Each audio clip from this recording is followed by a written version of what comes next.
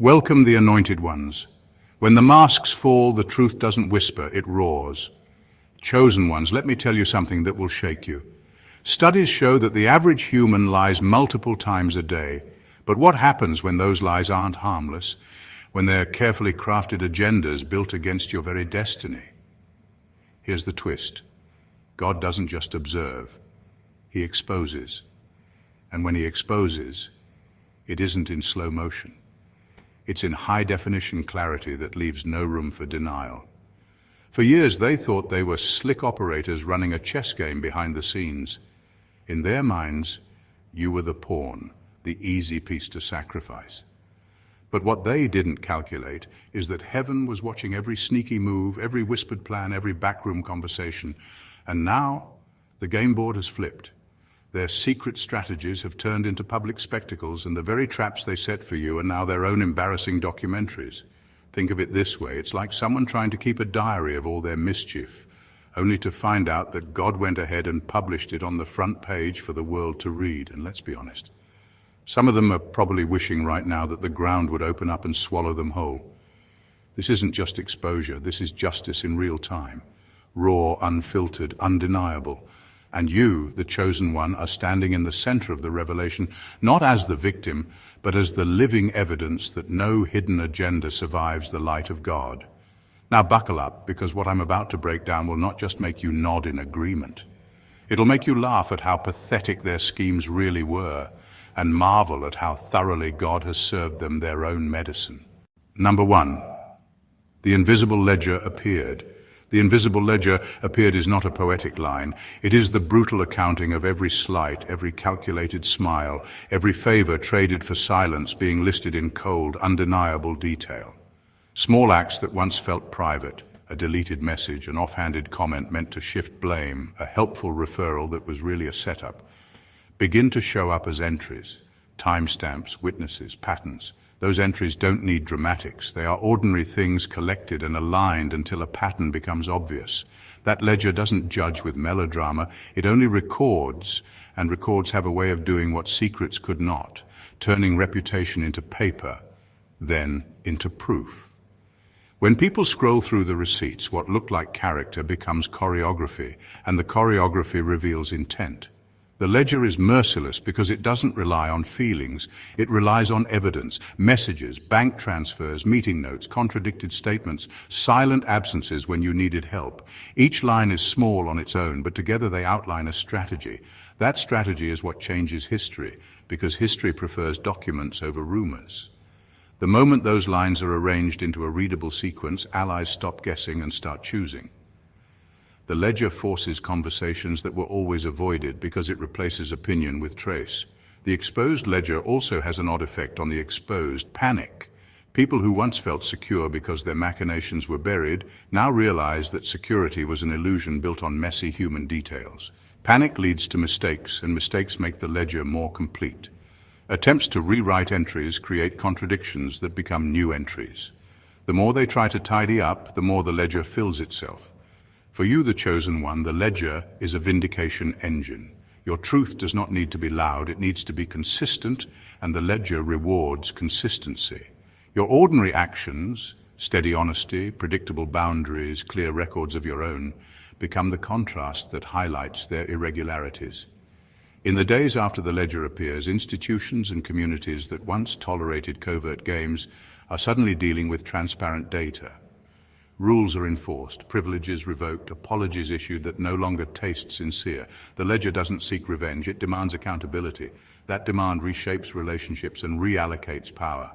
The invisible accounting is simply the universe insisting on balance, but done in a way that cannot be ignored, methodically, evidentially, and finally.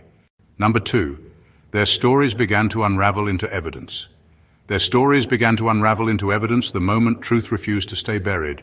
For a long time, they were confident that their version of events would stick. They carefully rehearsed the lies, cut out the inconvenient details, and leaned on their alliances to keep the story airtight. But stories have a fragile quality. They need maintenance, repetition, and silence to survive. Once a single contradiction slips through, the entire structure starts to sag under its own weight. What once sounded polished begins to sound rehearsed. What once convinced others starts raising suspicion. Every repeated line becomes less persuasive and more incriminating. The unraveling doesn't happen in one dramatic collapse. It happens piece by piece.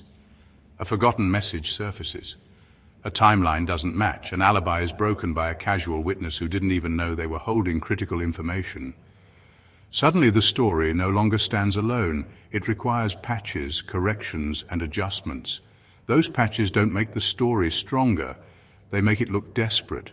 The more energy poured into defending it, the more obvious it becomes that something is wrong. A lie can only survive when it is simple. The moment it grows complicated, the truth starts peeking through the seams. For you, the unraveling is both painful and liberating. Painful because you realize just how much effort went into scripting your downfall. Liberating because those efforts are collapsing without you needing to force it. The stories that painted you as unreliable, weak, or unworthy begin to serve as evidence of the speaker's own intent.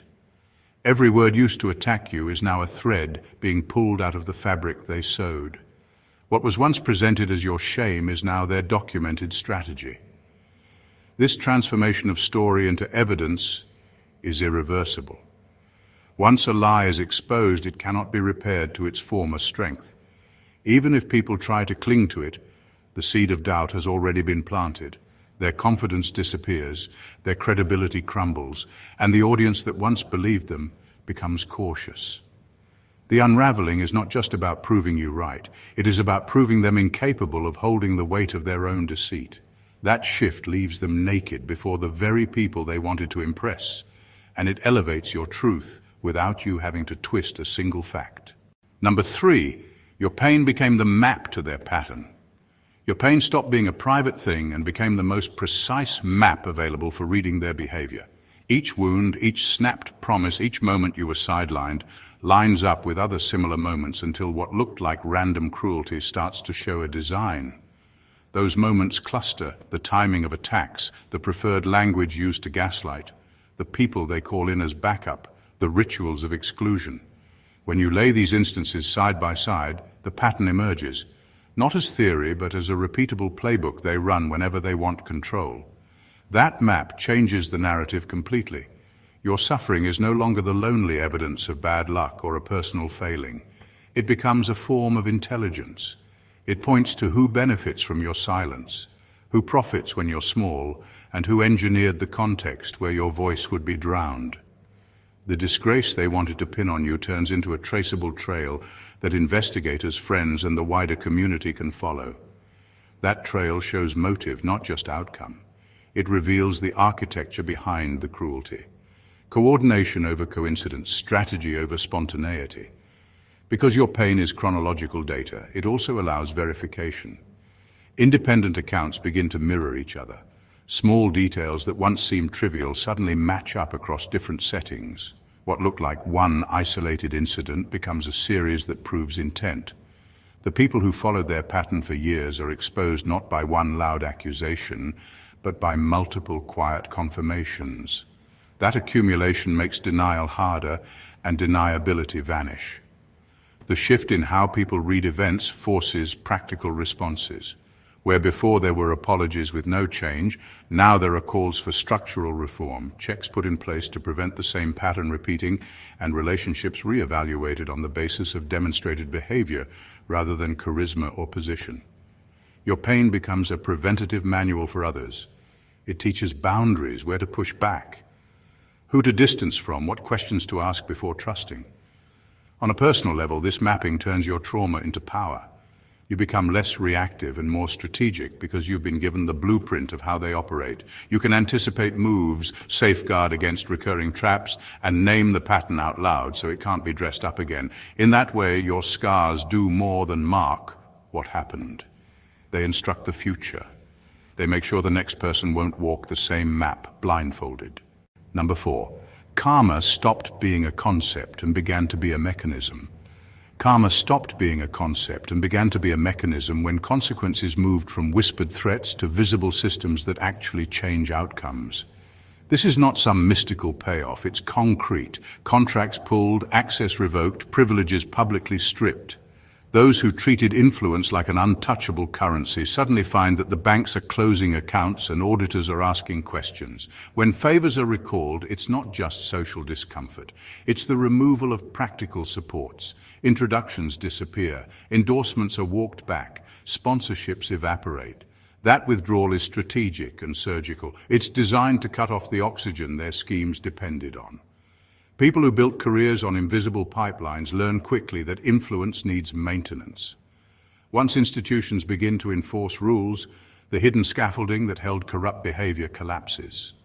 Boards that once rubber-stamped decisions start demanding documentation.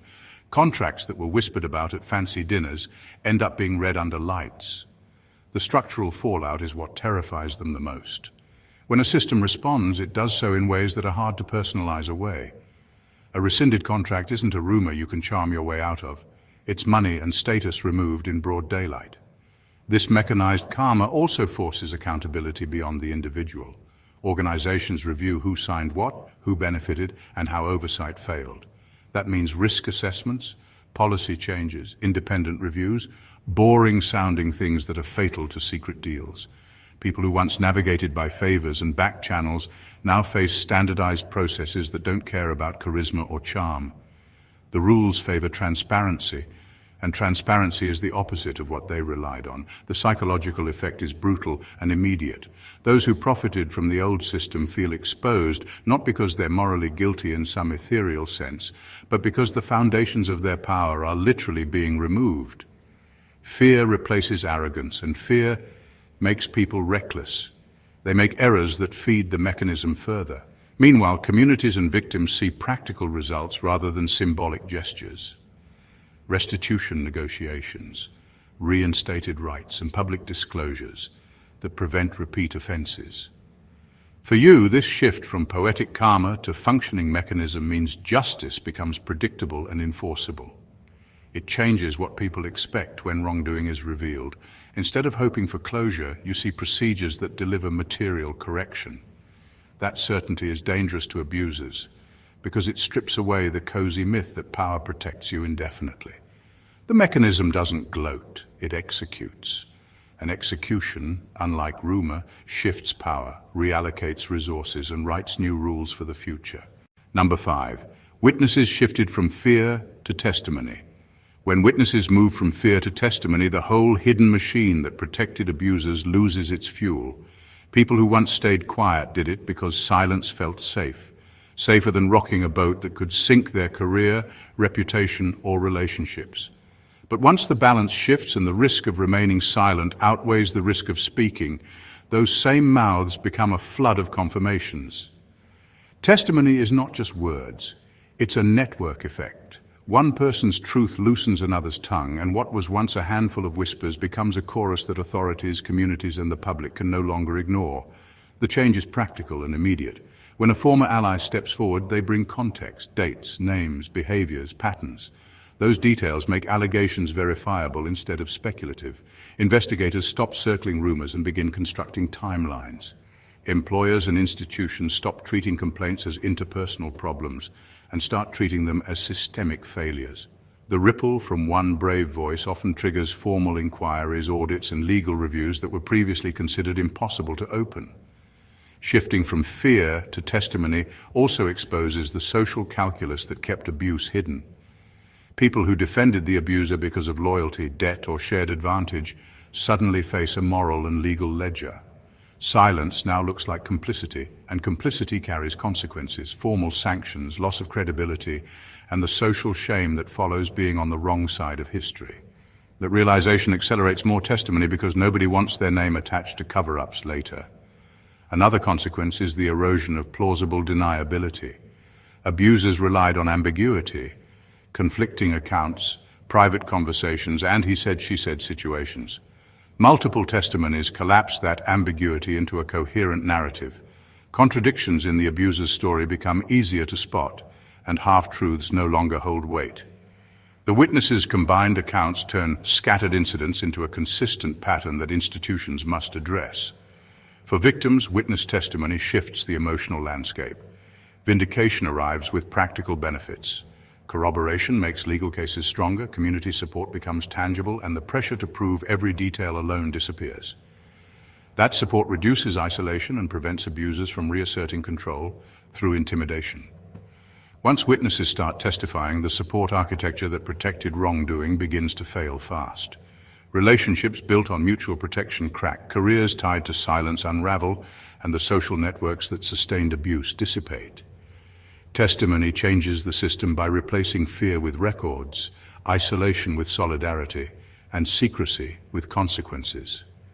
The moment witnesses choose truth over safety, the whole house of cards starts to fall. Number 6, their mirrors cracked first. They see themselves for the first time the way everyone else has been seeing them, and the sight breaks something. The polished reflections they used to project, confidence, control, competence, start to reveal cracks, hurried excuses, rounding of the truth, small betrayals that once looked like savvy moves. That first glimpse is destabilizing because their identity depended on the illusion of being untouchable. When the mirrors crack, it forces a rapid reassessment. Panic follows because they realize their brand wasn't built on substance but on concealment. Panic is dangerous in this context because it's noisy and obvious. Someone who once handled pressure with a smooth lie now stumbles, slurs, or doubles down with more lies. Those reactions are confessions by action. Trying to smooth over exposure with charm no longer works. Instead, the effort to control perception draws attention to the very inconsistencies they hoped would stay hidden. People watch for patterns, and panic creates patterns. Frantic calls, deleted messages, contradictory public statements that investigators and neighbors log like repeating beats on a metronome. Every hurried move becomes another fragment of proof. The psychological mechanics are simple. Their self-image depended on controlling narrative.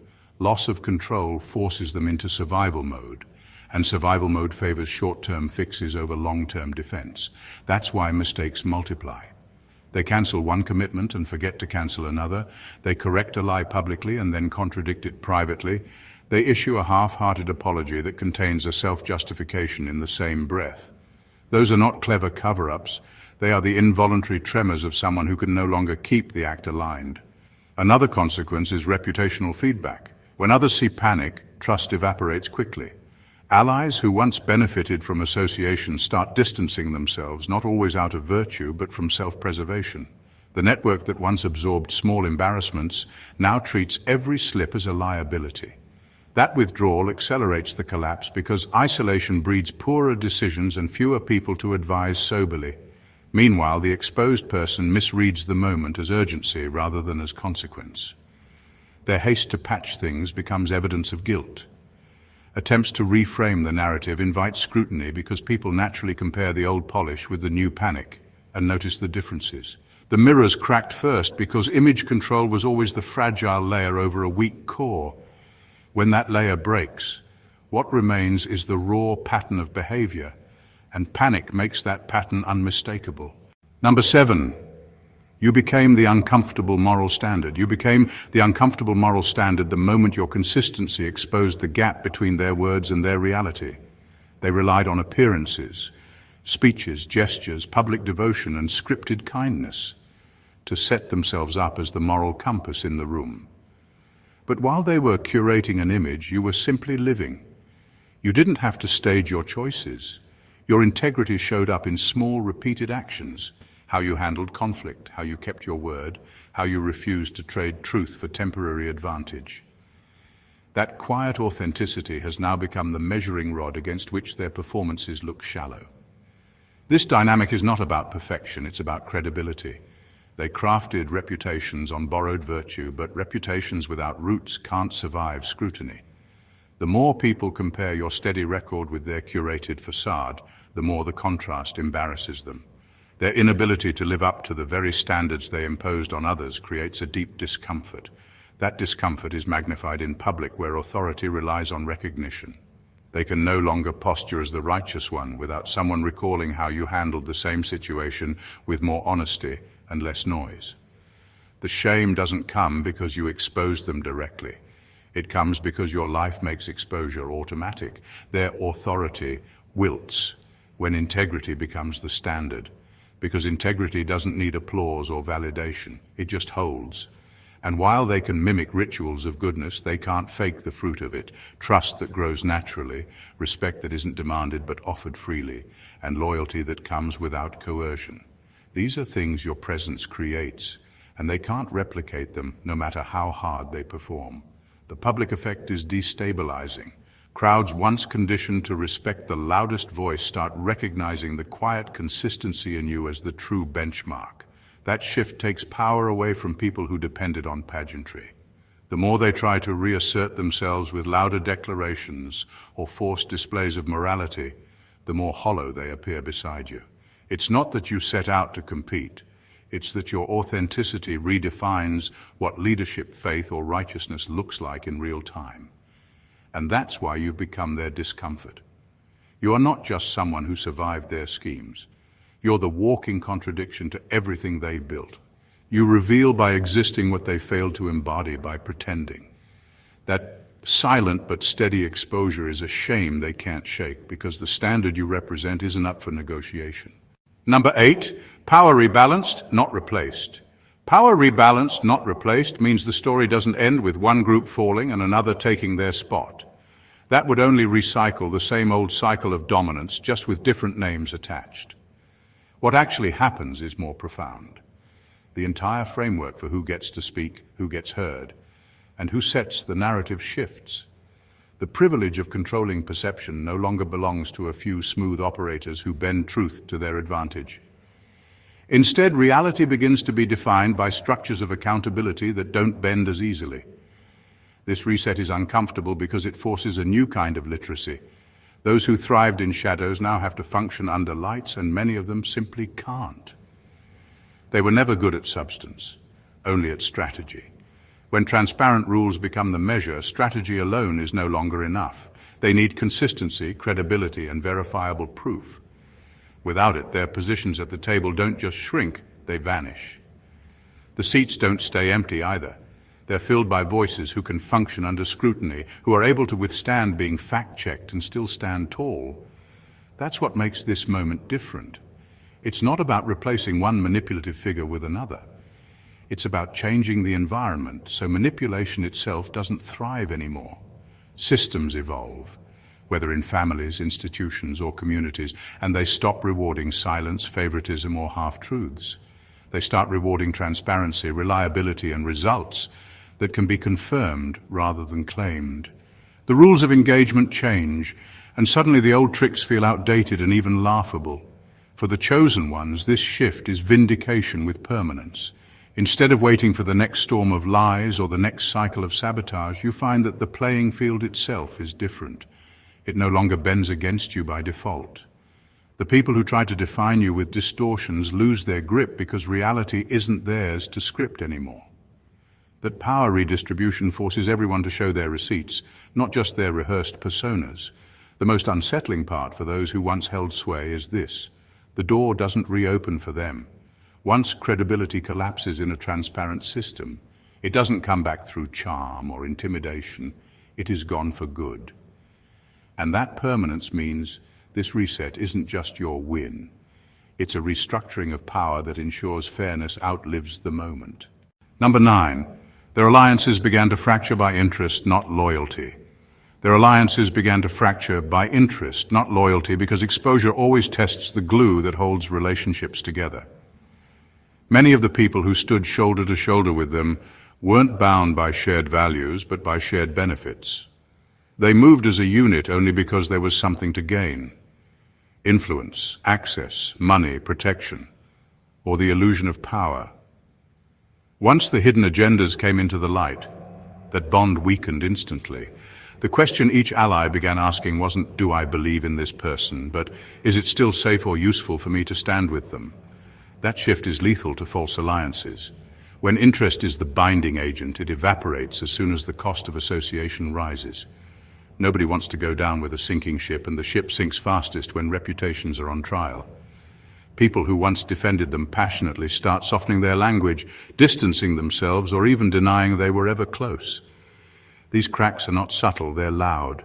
The same voices that used to echo their lies suddenly fall silent, or worse, flip sides to save themselves. The beauty of this fracture is that it exposes truth in ways no argument ever could. You no longer have to guess who was genuinely for you and who was there for convenience. The unraveling separates wheat from chaff without you lifting a finger. Those who stood with them out of loyalty disappear quickly, while those who stood with you out of truth remain unshaken. It's a purification process. Only what is real survives. The collapse of these alliances also leaves them vulnerable in ways they never anticipated. They were used to being insulated. If one person faltered, another would cover. But when self-preservation takes over, nobody covers anyone. Each person scrambles for their own survival, often exposing more secrets in the process. The alliance becomes a liability instead of a strength, a circle of suspects instead of a wall of protection. For you, the chosen one, this moment brings clarity and release. You are no longer battling a crowd, you are watching a crowd battle itself. The masks fall not just from individuals, but from the entire network. What remains visible is who was truly aligned with you by principle, not by profit, and that kind of clarity is priceless because it means you never have to wonder again. Number 10. The legal and spiritual streams converged. When the legal and spiritual streams converged, accountability stopped being a private ache and became a public protocol. For years, people who harmed you could hide behind spiritual language, invoking forgiveness, destiny, or divine timing, to deflect responsibility and delay consequences. That space allowed abuse to be framed as mystery or fate, and it let systems of power shrug off basic demands for fairness. Once legal processes and spiritual clarity began to align, those defenses collapsed because two different logics started pointing at the same conclusion. Misconduct had real-world costs, and moral clarity demanded repair. This convergence changes how outcomes are decided. Legal mechanisms add enforceable remedies. Contracts can be cancelled, settlements negotiated, testimony recorded under oath, while spiritual reckoning brings community judgment, restorative practices, and moral accountability that law alone doesn't create. Together they form a two-track system that narrows escape routes. Where the law can strip titles or rescind privileges, spiritual reckoning withdraws social license and trust. The combination is decisive because it hits both the wallet and the standing that sustained abuse. Practical consequences follow quickly.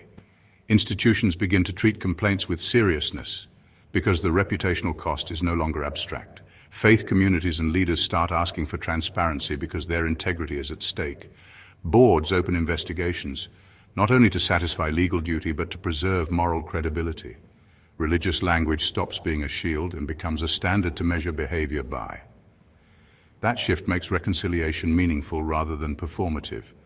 Apologies must be matched by concrete restitution and changed practices, not just flowery statements. For victims, the convergence provides a rare kind of closure. Legal validation confirms facts in a formal way, while spiritual acknowledgement restores dignity in a moral and communal sense. Together they replace isolation with both procedural support and communal recognition. This dual validation changes recovery. It gives victims the tools to rebuild materially and the community framework to heal socially and spiritually.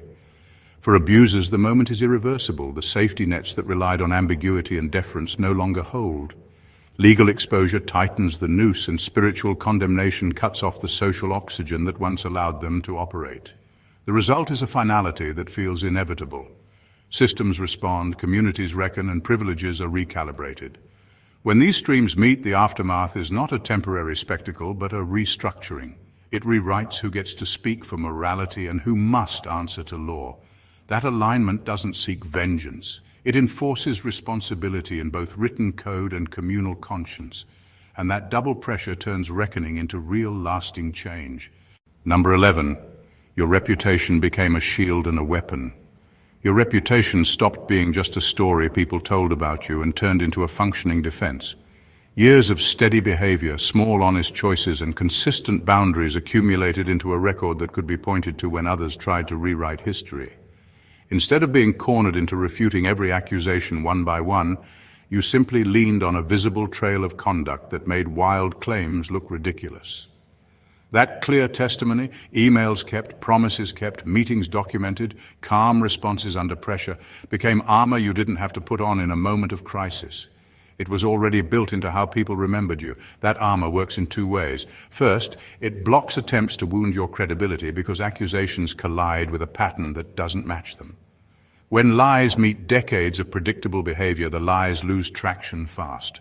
People who raise false narratives find themselves explaining why their version conflicts with a consistent record that others can verify. Second, your reputation becomes a weapon in the hands of truth.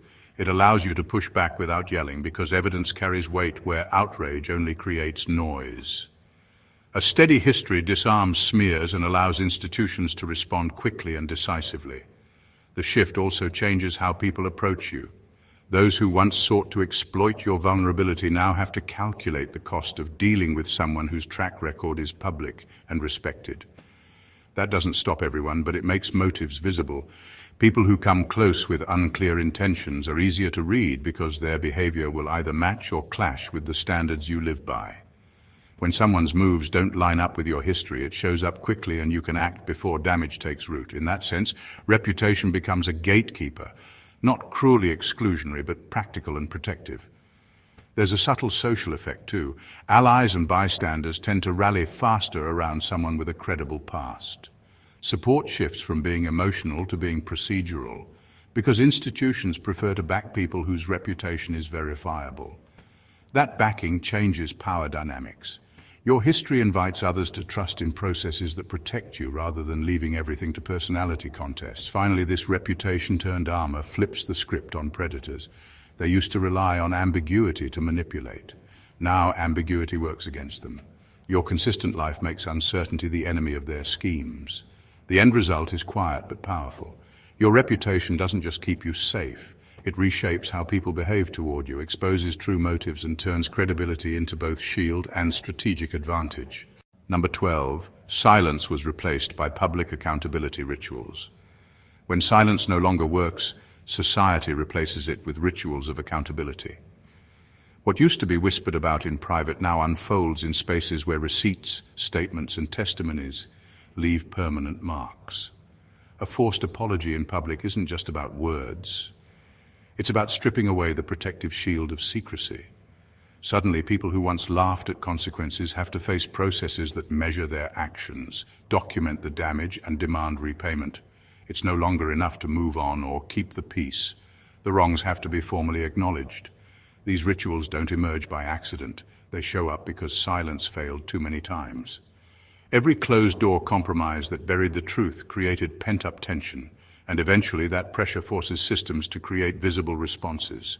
Evidence is displayed, confessions are written down, statements are read aloud. These steps may feel dramatic, but their weight is structural. They transform what used to be opinion into documented fact. Once it's written, filed, or recorded, there is no easy retreat. For those who once relied on charm, charisma, or manipulation, these accountability rituals feel like cages. They can't smile their way out or privately convince someone to let things slide. The process itself demands completion. The apology must be delivered. The evidence must be reviewed. The corrective action must be taken. This structure removes room for excuses and forces the abuser into a role they can't control, a subject of scrutiny rather than the author of their own spin. Another shift happens socially. Rituals make accountability communal. Where silence kept victims isolated, these public processes gather witnesses. Once an apology is issued in front of a crowd or evidence is displayed online, the community becomes the custodian of the truth. That makes backsliding harder. The crowd remembers. The record remains searchable. What was once hidden in private memory is now guarded by collective knowledge. And that collective knowledge is powerful. It changes incentives. Those who once looked the other way now calculate differently because ignoring a documented process means siding against proof. Being complicit suddenly costs more than it pays. Abusers find that the very stage they once dominated now works against them. The result is not just punishment, it's transformation. By replacing silence with ritualized accountability, systems train communities to recognize harm and demand repair automatically. This shift strips exploitation of its favorite disguise, secrecy, and ensures that the performance of justice becomes a structural barrier against repeat offenses. Number 13, freedom emerged as a side effect, not a goal. Freedom came in a way you never expected. Not as a prize handed to you, not even as something you were actively chasing, but as a natural consequence of everything collapsing around those who tried to control you. You weren't running after liberty, you were just trying to keep your head above water, to live without betraying yourself. That was the focus: honesty, survival, and holding on to the smallest thread of dignity while navigating through systems stacked against you. And then, almost quietly, freedom showed up. It wasn't a dramatic breakthrough moment. It wasn't about fireworks or someone declaring you free. Instead, it was the slow erosion of the structures that kept you boxed in. The lies lost credibility, the alliances holding them together fractured, and the endless manipulations became too exhausting for their own architects to maintain. What once seemed like a fortress turned out to be more like rotting scaffolding, sturdy looking from the outside but collapsing the moment truth started shaking its foundations. And in that collapse you discovered you had space to breathe. That space was freedom. What makes this kind of freedom different is that it isn't theoretical, it's practical. You don't celebrate it by making big speeches about liberty, you live it in small daily choices. You no longer have to check over your shoulder before speaking truth. You don't spend hours rehearsing defenses against accusations that never fit your character in the first place. You aren't performing to meet shifting demands of those who secretly resented your existence. That invisible weight lifted, and in its absence you realized you'd been carrying chains you didn't even recognize as chains. And here's the irony. Freedom was their nightmare, not yours. The ones who tried to orchestrate your boundaries assumed that keeping you tied up was necessary to preserve their advantage. When those ties broke, it wasn't just that you were freer, it's that they lost their grip. What they thought was control turned out to be dependency. Your survival without compromise exposed how fragile their power really was. So freedom wasn't the finish line you aimed for, it was the unintended side effect of exposure. The chains didn't snap because you yanked them, they fell apart because they were already rusting under the weight of truth. And now you walk lighter, not because you set out to win freedom, but because truth bulldozed the machinery that once kept you trapped. Number 14, a new precedent was established not for you alone. When exposure happens at the level you endured, it doesn't just resolve your story, it rewrites the conditions for everyone who comes after. That's the hidden power of precedent. It transforms a private battle into a public reference point, a benchmark against which future actions will be measured. Suddenly, it's not only about your vindication, it's about creating a record that predators and opportunists will have to weigh before they even think of trying the same tricks again. This kind of precedent is stronger than a single punishment. Punishment addresses one wrongdoer. Precedent shapes the decisions of countless potential wrongdoers. It becomes a living deterrent, a line in the sand, drawn by the exposure itself. The message is unmistakable. This is what happens when you cross these lines. And once that message is written into social memory, it can't be easily erased. What makes precedent powerful is that it multiplies over time. Institutions, communities, and even individuals look back at outcomes to decide their next moves. If your case showed that silence will collapse into testimony, that lies will unravel into evidence, and that manipulation will spiral into accountability, then the next person plotting will think twice. Not because they've suddenly developed morals, but because they can see the cost of getting caught has risen dramatically. Exposure is expensive and nobody wants to pay that bill. The irony is that the people who tried to destroy you accidentally became the warning label for everyone else. Their downfall is now a cautionary tale. Their names attached to the kind of consequences predators work hard to avoid. And though they might rage against that role, their legacy is sealed. They became the example. That's a kind of justice deeper than courtroom sentences. It's cultural justice, encoded into memory. For you, the precedent means you don't just walk away with your own freedom restored. You leave behind a safer terrain for others. Someone else will find their chains lighter because your battle redefined the boundaries. That ripple effect is bigger than any one victory. It's the system itself evolving, learning from exposure, and refusing to go back to the days when silence and charm could cover corruption. In the end, your story doesn't just close a chapter, it opens a new rule book, and that rule book will outlive every personality involved, making your reckoning not just personal triumph but structural change. The story of exposure, reckoning, and transformation is not just your story. It is a blueprint for how truth and integrity ultimately dismantle deception. Every hidden agenda, every false alliance, every whispered lie has been revealed, measured, and held accountable. The lies that were meant to bind you have unraveled, the manipulations designed to control you have fractured, and the power once wielded against you has been redistributed in ways that favor transparency and justice. Your integrity has become the standard that others are measured against, your scars the map that exposes patterns, and your consistent life the shield that protects while also revealing true motives. This isn't about vengeance, it's about inevitability. Systems react, structures adjust, and communities recalibrate when lies collide with evidence and when silence is replaced by accountability. Karma becomes a mechanism. Alliances fracture under the weight of exposure, and those who once sought to manipulate now find themselves exposed and panicked. Your survival and honesty have created more than personal vindication.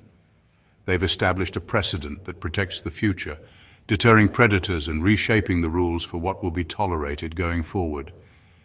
Freedom emerges not as a goal, but as a natural consequence of truth taking its course. What once seemed like chaos or punishment is revealed as the divine orchestration of justice, measured, inevitable, and permanent. Your reputation, your testimony, and your unwavering moral standard have turned into tools that shield you, wield power, and redefine authority. The world has been forced to acknowledge reality on your terms, and in doing so, your story has become a template for structural change. This is the full scope of exposure. It humbles the arrogant, protects the innocent, and rewrites the game for everyone who comes next. You didn't just survive schemes and deceit, you turned them into a masterclass of accountability, power rebalancing, and inevitable truth. The impact doesn't end with you, it echoes far beyond, leaving behind a system where manipulation falters and integrity prevails. You are living proof that honesty, resilience, and courage don't just survive adversity, they redefine the rules entirely. If this breakdown resonated with you, make sure to hit that subscribe button and join the community of chosen ones uncovering truth and reclaiming power. Smash the like button if you feel the impact of exposure and accountability. Drop a comment below to share your thoughts or experiences. Your voice matters and could inspire someone else. And don't forget to share this video with anyone who needs to see that integrity, truth, and courage always leave a mark. Every click helps spread the revelation, and together we keep rewriting the rules. God bless you.